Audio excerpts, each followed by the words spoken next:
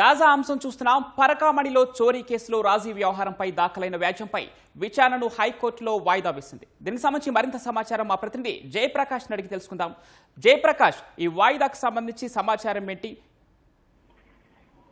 పవన్, కొద్దిసేపటి కిందటే హైకోర్టులో ఈ పరకామణి చోరీ కేసు రాజీపై దాఖలైన పిటిషన్ పై విచారణ జరిగింది. తదుపరి విచారణను ఈ నెల 9వ తేదీకి వాయిదా వేశారు.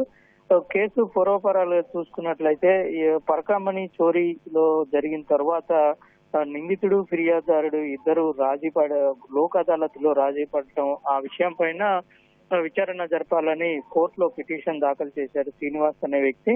పిటిషన్ పై విచారించిన న్యాయస్థానం ఆ విచారణను కేసు దర్యాప్తును సిఐడి ఏడీజీకి ఇచ్చింది. ఇటీవల సిఐడి ఏడీజీ విచారణ జరిపిన తర్వాత ఈ నెల 2వ తేదీన హైకోర్టులో నివేదిక దాఖలు చేశారు. మరోవైపు రవికుమార్, నిందితుడుగా ఉన్నటువంటి రవికుమార్ ఆస్తులపైన అటు ఏసీబీ అధికారులు కూడా విచారణ జరిపి ఆ 2 నివేదికల్ని హైకోర్టులో సమర్పించారు. అయితే ఈ రోజు జరిగినటువంటి విచారణలో ఆ 2 నివేదికలను తమ ముందు ఉంచాలని జ్యుడిషియల్ రిజిస్ట్రార్ ను ఆదేశించింది. వాటిని పూర్తి స్థాయిలో పరిశీలించి ఆ తర్వాత ఈ పిటిషన్ పైన వాదన కొనసాగిస్తామని తెలిపింది.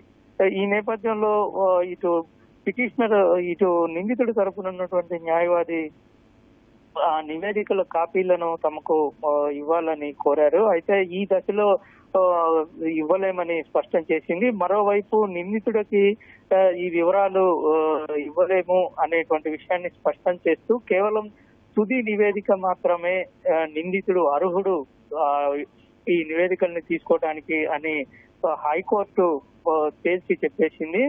ప్రస్తుతం ఈ 2 నివేదికలను లోతుగా పరిశీలించిన తర్వాత దీనిపైన పూర్తి స్థాయిలో విచారణ జరిపే అవకాశం మనకి కనబడుతుంది. ప్రస్తుతం ఈ కేసులో ఇప్పటికే సిఐడి అధికారులు పలువురు అధికారులను విచారించడంతో పాటు గతంలో పనిచేసినటువంటి అప్పటి టిటిడి చైర్మన్ గా ఉన్న వైవి సుబ్బారెడ్డి, అదేవిధంగా ఈఓగా ఉన్నటువంటి ధర్మారెడ్డి, మరోవైపు కోఆప్షన్ సభ్యులుగా ఉన్న భూమన కరుణాకర్ రెడ్డితో పాటు అప్పటి విజిలెన్స్ ఎస్పీగా ఉన్నటువంటి నరసింహ కిషోర్ ని విచారించారు. అక్కడ ఉన్నటువంటి పలువురు అధికారులను కూడా విచారించారు. దాని తర్వాత అక్కడ ఉన్నటువంటి పూర్తి స్థాయిలో డాక్యుమెంట్స్ ని స్వాధీనం చేసుకోవటం, ఈ లోక్ అదాలత్ లో రాజీ పడడానికి కారణాలు, వాటికి సంబంధించినటువంటి ఆధారాలు, ఎవరి ఒత్తిడి మేరకు ఇవన్నీ తీసుకున్నారని ఫిర్యాదుదారు నుంచి స్టేట్మెంట్ రికార్డ్ చేశారు. దీంతో పాటు అక్కడ ఉన్నటువంటి మిగతా అక్కడ పనిచేస్తున్నటువంటి వారి నుంచి కూడా కొంతమంది నుంచి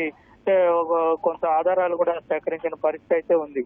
మొత్తం మీద ఈ రోజు జరిగినటువంటి విచారణలో ఆ నివేదికలో దాదాపు అన్ని అంశాలని సిఐడి అదేవిధంగా ఏసీబీ అధికారులు, గతంలో ఏసీబీ అధికారులకి రవికుమార్ ఆస్తుల పైన నిగ్గు తేల్చమని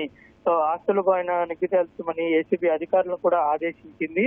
ఎందుకంటే ఈ లోక్ అదాలత్ లో ఈ అయిపోయిన తర్వాత, రాజీ పడిన తరువాత సుమారు 14 కోట్ల రూపాయల ఆస్తులు ఇటు టీటీడీకి గిఫ్ట్ రూపంలో ఇచ్చారని విచారణలో తేలింది. అయితే అన్ని కోట్ల రూపాయల ఆస్తులు ఎందుకు ఇచ్చారు, ఎలా ఇచ్చారు, అసలు ఎలా సంపాదించారు, ఇంకా ఏమేమి ఆస్తులు ఉన్నాయి అనే విషయాలపైన పూర్తి స్థాయిలో విచారణ జరపాలని ఏసీబీకి గతంలో కోర్టు ఆదేశించింది.